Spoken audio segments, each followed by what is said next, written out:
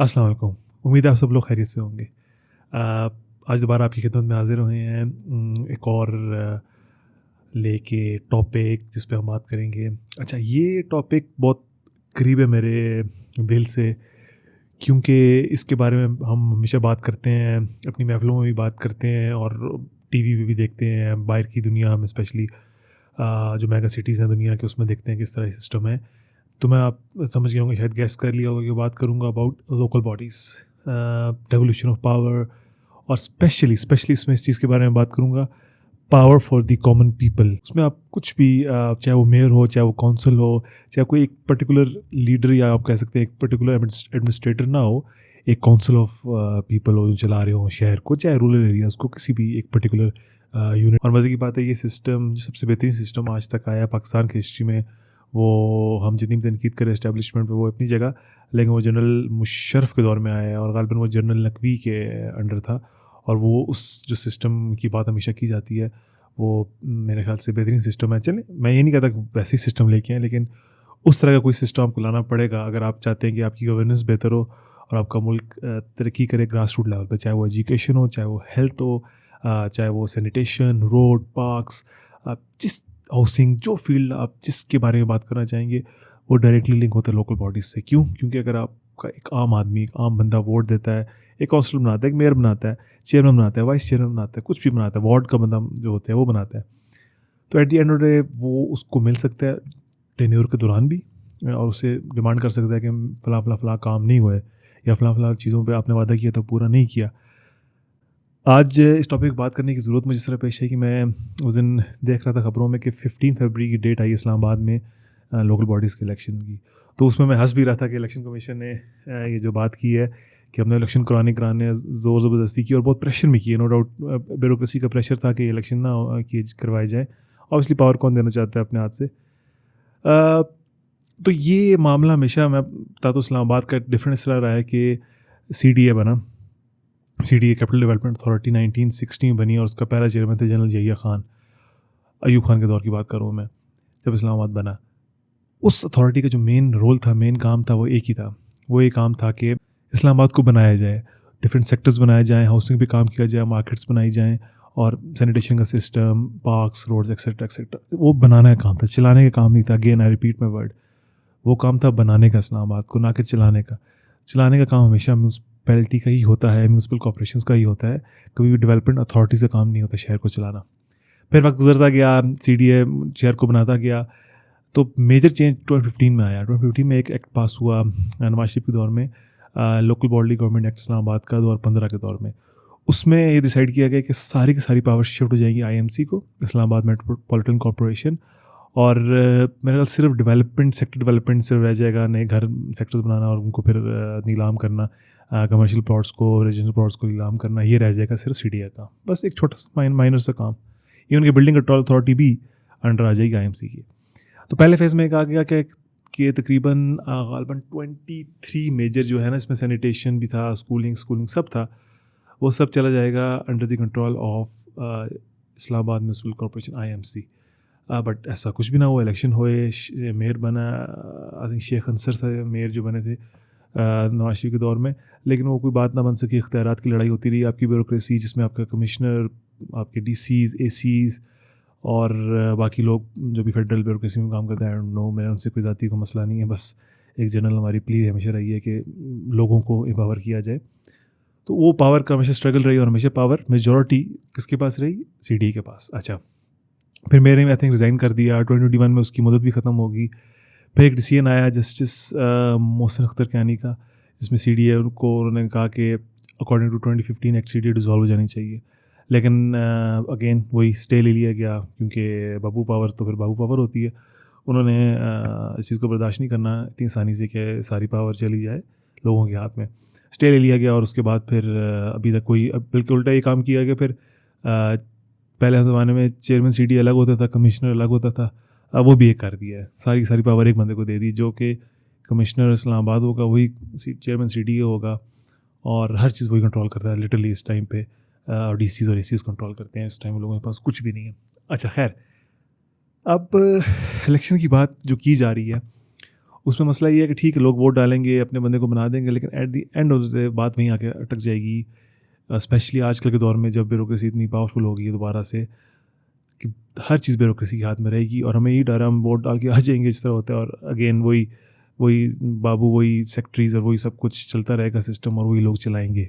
अच्छा, अगर इसी ज़मीन में मैं बात करूँ डेवोल्यूशन ऑफ पावर की और बड़े शहरों में, फॉर एग्जांपल चलें न्यूयॉर्क का नया मेयर बना है, उसमें भी ये हर 4 ईयर में मेयर बनेगा और मेयर के अंडर एक काउंसिल होगी, और वो काउंसिल उस मेयर को रेगुलेट करेगी कि वो अपने अख्तियार से तजावुज़ ना करे या कोई इस तरह का डिसीजन ना ले। Basically kind of parliament assembly बन जाएगी। और वही सेम सिस्टम इस्लामाबाद में भी है, देखा जाए एक मेयर होगा, उसके काउंसिल होगी, और वो काउंसिल हेल्प करेगी मेयर को अपने डिसीजन लेने में, और ऑब्वियसली चेक एंड बैलेंस भी रखेगी, रेगुलेट भी करेगी सारे डिसीजंस।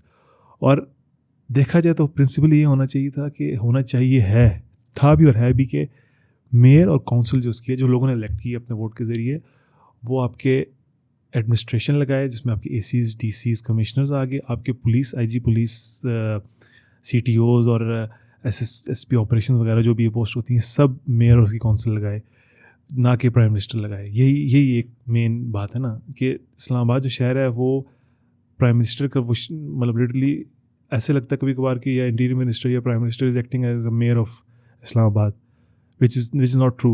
प्राइम मिनिस्टर मुल्क का प्राइम मिनिस्टर है, वो जाके प्रोजेक्ट का इफ्तिताह करना, नाले खुलने बंद हैं, देखना, ये प्राइम मिनिस्टर का काम बिल्कुल नहीं है, ये एक मेयर का काम है, ना कि इंटीरियर मिनिस्टर का काम है, ना कि चीफ कमिश्नर का काम है।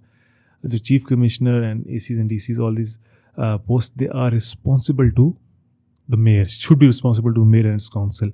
ये हमारी प्ली है, यही होना चाहिए। ये एक ऐसा सिस्टम है जिसपे कल को मैं, आप, हम सब इस्लामाबाद में जो लोग रहते हैं, चाहे जिस शहर में रहते हैं, सब में सिस्टम होने चाहिए कि एटलीस्ट जाके हम उससे पूछ सकें ना, यार फलां काम नहीं हुआ, फलां रोड ख़राब है, इस जगह पे गंद इकट्ठा हुआ है, इस जगह की सैनिटेशन का मसला है, यहाँ की बिल्डिंग का मसला है, जो मसला है, जो मसाइल हैं, वो सब हम किसी से कह तो सकें ना हल करने के लिए। और सेकेंडली ये कि जब अगर कोई काम ख़राब हो जाए तो कल को वो हमें वोट लेने हैं तो हम बोलें यार नहीं, सॉरी टू से, हम आपको वोट नहीं देंगे, और उसको इलेक्ट आउट कर दिया जाए। यहाँ पे क्या होता है, यहाँ पे आप हटा सकते हो किसी को, खुद बताएं ना, आप अपने दिल पे हाथ रख के बताएं, आप किस एसी को, डीसी को, किस पुलिस वाले को, अगर आपको फॉर एग्जांपल लगता है कि आपके डिस्ट्रिक्ट से मिसाल लेते हैं, डीपीओ एक डिस्ट्रिक्ट पुलिस ऑफिसर है, मुझे लगता है कि यार और लोगों को भी लगता है कि ये बंदा सही काम नहीं कर रहा, अमन अमान की सूरत हाल अच्छी नहीं है, तो मैं कहाँ पे जाके बात कर सकता हूँ कि ये डीपीओ सही नहीं है, इसकी हमें शिकायतें मिल रही हैं, ये बंदा सही काम नहीं कर रहा है, इसको हटाया जाए। कहीं कर सकता हूँ बात? नहीं। क्यों? क्योंकि प्रोविंशियल आपके सारे पुलिस ऑफिसर के तबादले तो शहर से हो रहे हैं, लाहौर से हो रहे हैं, चीफ मिनिस्टर ऑफिस से हो रहे हैं, या चीफ सेक्रेटरी ऑफिस से हो रहे हैं पंजाब के।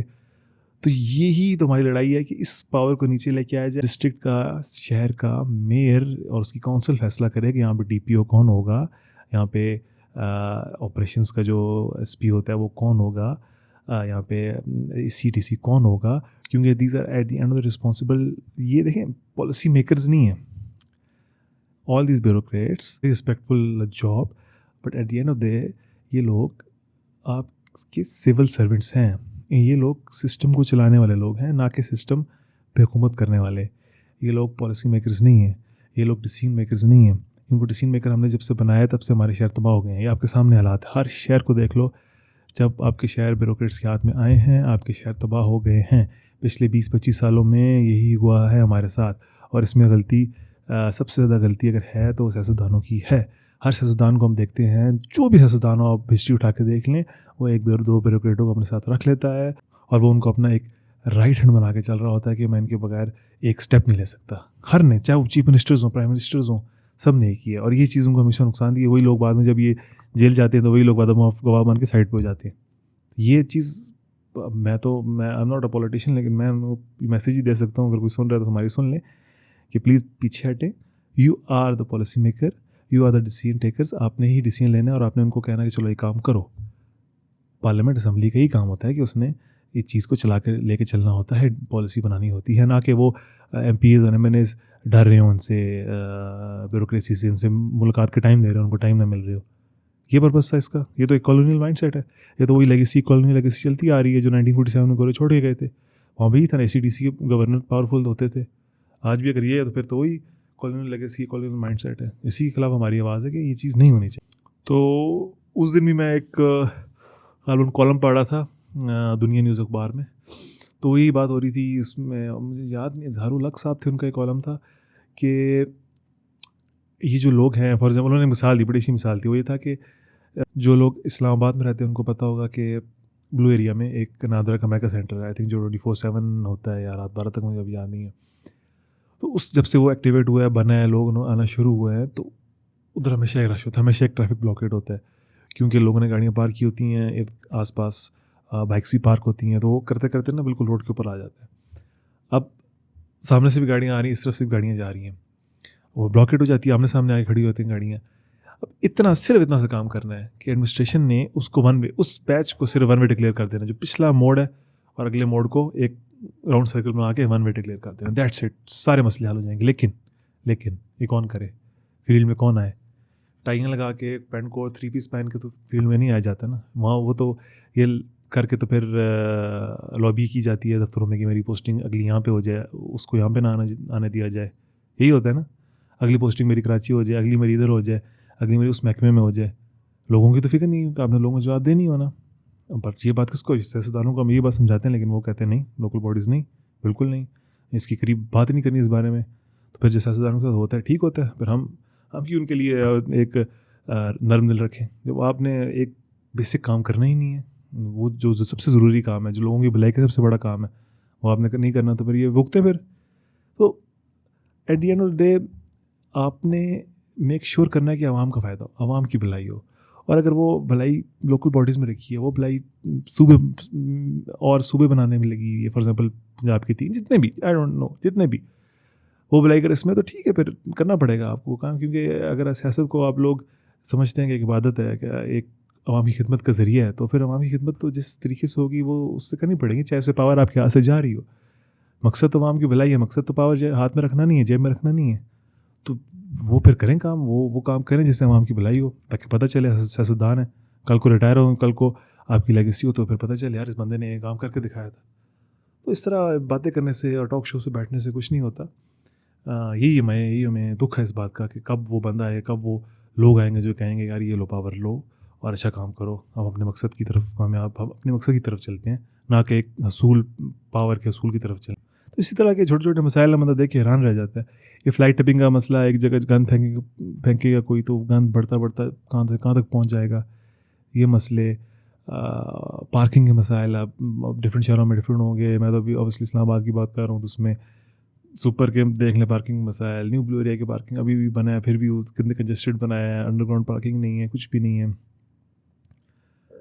बस बंदा हैरान रह जाता है, ऐसी ऐसी चीज़ें होती हैं और ऐसे ऐसे मिस्टेक्स की जाती हैं, नई सड़कें बनते वक्त भी ऐसी ऐसी मिस्टेक्स की जाती है कि बंदा हैरान रह जाता है। फॉर एग्जाम्पल वो पिछले इस बरसात में एक पीछे नया पुल उधर बना, अंडरपास बना, फ्लाईओवर बना जिना स्क्वायर वाला, और डिप्लोमेट इनक्लेव का एक नाला बंद हो गया, वो पानी वहाँ खड़ा हो गया। मतलब इस तरह की चीज़ें, सारी गलतियाँ देख के बंदा हैरान रह जाता है। और फिर सबसे बड़ी बात, आप सिर्फ फोकस्ड हो 4-5 सेक्टरों में, एफ, जी और ई सेक्टर ऑब्वियसली, और आई में कुछ हद तक, बाकी इस्लामाबाद की ज़्यादा बात तो उससे बाहर रह रही है अब इस टाइम पे, उधर आप देखती नहीं हो। और आपका हिस्सा वहाँ से बाहर को से लेकर चले जाओ लथराड़ रोड तरामड़ी तक, उस साइड तक, उसको कौन देखता है, उस तक मैंने कभी देखा ही नहीं है। हालांकि वो भी CDA के अंडर आ रहा है, वो भी आपकी पुलिस उसी के अंडर आ रहा है, ITP होगी, चाहे ट्रैफिक का निज़ाम होगा, चाहे दूसरा पुलिसिंग का निज़ाम हो गया, कोई देखता ही नहीं है उसको। क्यों? क्योंकि सेक्टरों से दूर है, सेक्टरों से दूर है तो उधर किसी की नज़र नहीं है, उधर नज़र नहीं है तो उधर कोई देखता ही नहीं है, उधर कोई काम करता ही नहीं है। अब बस सेक्टरों में लगे रहो ताकि बड़े साहब देखें और वाह वाह हो और अच्छी पोस्टिंगें हों, अच्छी रिपोर्टें मिलें। तो ये इस तरह फिर नहीं चलेगा ना, निज़ाम चलेगा नहीं इस तरह। जितनी भी कोशिश की जाए फिर गवर्नेंस ख़राब ही रहेगी। तो यही हम कहते हैं कि यार इस पर प्लीज़ नज़रसानी करें और देखें इस सिस्टम को, इस ब्यूरोक्रेटिक सिस्टम को, और ऐसा ऐसा स्टेप बाय स्टेप इससे जान छुड़ाई जाए। और हमारे साथ भी डॉक्टर्स जब बन रहे थे तब भी बहुत से लोग बस ये CSS का नशा जो होता है, नीली बत्ती का जो नशा होता है, उसके पीछे बहुत से लोग भागते थे, हो भी गए कुछ, नहीं भी हुए कुछ। लेकिन वो नीली बत्ती का नशा क्या है, वो कोई काम करने का जज्बा तो मैंने किसी में नहीं देखा कि हम खिदमत करेंगे आवाम की। वो बस या सरकारी नौकरी का, पक्की नौकरी का नशा नहीं, वो नशा है पावर का। तो जिस चीज़ की बुनियादी इस पर रखी जा रही हो कि पावर के पीछे इंसान जा रहा है, तो उस चीज़ का एंड अच्छा कभी भी नहीं होता। पिछले दिनों भी बस आती रहती हैं इस तरह की एलिटिज़म की खबरें कि ये वहाँ पे उसने ये किया, वहाँ पे किसी सेक्रेटरी ने, किसी ब्यूरोक्रेट ने, इस तरह की सारी खबरें आ रही, सी ने ये किया। तो अवाम से ही है, अवाम से भी, लोगों से भी जो सुन रहे हैं, आम लोगों से, कि इस नशे के पीछे ना भागें, अच्छी चीज़ ज़िंदगी में कोई अच्छा मकसद रखें, उसके पीछे भागें, इसका एंड कोई नहीं होता। फिर आगे जाके आप ही लोग रो रहे होते हैं कि यार ये क्या हुआ, ये तो काम करना पड़ रहा है, यहाँ तो खुदकुशियाँ कर रहे हैं लोग, ये तो प्रेशर है। वो खुदकुशियाँ हुई हैं पिछले 2-3 एपिसोड्स आई हैं ये इनकी, ब्यूरोक्रेट्स की, सरकारी अफसरों की खुदकुशियों की। तो वो फिर इस तरह तो नहीं होता ना, फिर तो आपको एक अलग लेवल का आपको उस गंदगी पे जाना पड़ता है, वो फिर मुश्किल हो जाता है, कुछ लोग उसको बर्दाश्त ही नहीं कर पाते, उस मैनिपुलेशन को, उस मैकियावेलियन टैक्टिक्स को जो आपको खेलने पड़ते हैं सर्वाइव करने के लिए सिस्टम में, थ्राइव करने के लिए सिस्टम में, वो कौन करे, वो मुश्किल काम है, वो कुछ लोगों का ईमान इजाज़त ही नहीं देता। तो प्लीज़ इस चीज़ के पीछे ना भागें। ये टिकटॉकें बना लेना, ये इंस्टाग्राम की रील बना के फेमस हो जाना, ये पहली बात तो इजाज़त ही नहीं होनी चाहिए बनाने की अफसरों को। इजाज़त दी हुई आपने तो ये देख लें क्या है, वो बस हर बंदा इस पर चढ़ा हुआ है, बड़े बड़े अफसर, RPO लेवल के अफसर तक इस पर चढ़े हुए, गाना लगाया चलते हुए आ। और एक और मुझे याद आया, सेनेटर इरफान, अल्लाह उन्हें करीक रहमत करे, उनके दर्जात बुलंद फरमाए, तो उन्होंने एक, आप लोगों को शायद याद ना हो अगर आपने फॉलो किया हो, तो एक बिल पास हुआ था पिछली PDM-1 में, जब उन्होंने पास कराया था ये बिल, जिसमें था कि MPO जो है ना, मेंटेनेंस ऑफ पब्लिक ऑर्डर वाला जो अख्तियारात हैं ब्यूरोक्रेसी के पास, आई थिंक ACDC के पास ही होते हैं, ये अख्तियारात वापस जुडिशरी को शिफ्ट किए जाए। ठीक है, तो ये बड़ा एक अच्छा डिसीजन था, और ये मेरे ख्याल असम्बली से, नेशनल असम्बली से और सेनेट से पास हो गया था कि ये सारे अख्तियारात MPO वाले चले जाएँ जुडिशरी, और जो एंड में जज ही डिसाइड करेगा किसको अंदर करना है, किसको नहीं करना। तो ये फिर उसके बाद फिर वो उन्होंने खुद बोला, ये बिल प्राइम मिनिस्टर उसमें, प्रेसिडेंट उसमें कहीं गुम हो गया, तो पता नहीं किधर ये बिल गुम हुआ। तो मैं बस बताना चाह रहा हूँ कितनी पावर है इस सिस्टम की। और उसके बाद फिर ख्वाजा आसिफ को ट्वीट भी आपको याद होगा कि इनकी पोर्चुगल में और इधर उधर इनकी वो है, पता नहीं अब ये कितनी इसमें सच्चाई है, लेकिन अगर ख्वाजा आसिफ के लेवल का बंदा डिफेंस मिनिस्टर पाकिस्तान का बात कर रहा है, तो सच्चाई तो होगी ना कि इन सब ने पोर्चुगल की नेशनलिटीज़ ली हुई, और जिस दिन मुल्क के हालात ख़राब हुए, जिस दिन मुल्क डिफ़ॉल्ट हुआ, अल्लाह का शुक्र है जो कि बच गया, और इंशाल्लाह आगे मुल्क हमेशा कायम दम रहेगा, क़यामत ता क़यामत ये मुल्क फलेगा फूलेगा। लेकिन फिर भी इन्होंने एक प्लान B, बैकअप प्लान रखा है इन लोगों ने कि मुल्क को इतना तबाह कर दे, इस लेवल पे ले आए कि जब डिफ़ॉल्ट हो जाए, ख़त्म हो जाए, बल्कनाइज़ हो जाए, फिर हम जहाँ जहाँ की हमारी नेशनलिटी हैं हम वो यूटिलाइज़ करें और बाहर भागें, जैसे हमारे बच्चे बाहर होते हैं, हमें क्या टेंशन है। तो कोई पर्सनल ग्रज कुछ भी नहीं है हमारा इनके साथ, बस हमारा ये है कि एक सिस्टम ऐसा बनाया जाए जो लोगों के लिए हो, जिसको लोग चुनें, जिसको लोग चलाएं, बस ये बात। हाँ, कुछ लोग मेरे से डिसएग्री करेंगे, वो कहेंगे कि नहीं ये सिस्टम ठीक है, उनकी ओपिनियन है, बिल्कुल ठीक है, आई रिस्पेक्ट दैट। बट मेरी और मैं जहाँ बैठता हूँ उन लोगों के साथ, उनकी ओपिनियन है कि ये system relic of the past है, ये ख़त्म हो चुका है, इस कोरे छोड़ गए थे, इसको भूल जाएँ और एक नया सिस्टम लेके आएँ, जिसमें इस पे भी बात करेंगे। ये तो खैर मैं इसमें मैंने लिंक किया इसको, ये मैंने जब सुना CDA वाला ये सारा मामला इलेक्शन वाला IMC के, तो फिर मैं इस पर जिक्र कर रहा हूँ ज़िमनन, लेकिन इस पर इंशाल्लाह बात करेंगे कि CSS क्या है और इसका क्या रोल रहा है हिस्ट्री में, और अब ये क्या बन चुका है इस टाइम पे, तो इसका रोना रोएंगे ज़रूर इंशाल्लाह। तो बस यही था आज का, आई थिंक। हाँ हाँ, बस यही है, और तो कोई पॉइंट सच नहीं है। तो हाँ हाँ ठीक है, तो फिर आपसे दोबारा इंशाल्लाह बात होती है किसी और टॉपिक को लेके, और देखते हैं हम कितना एक कुछ अवेयरनेस लोगों में पैदा कर सकते हैं, कुछ सोच लोगों में पैदा कर सकते हैं। तो बहुत शुक्रिया सुनने का।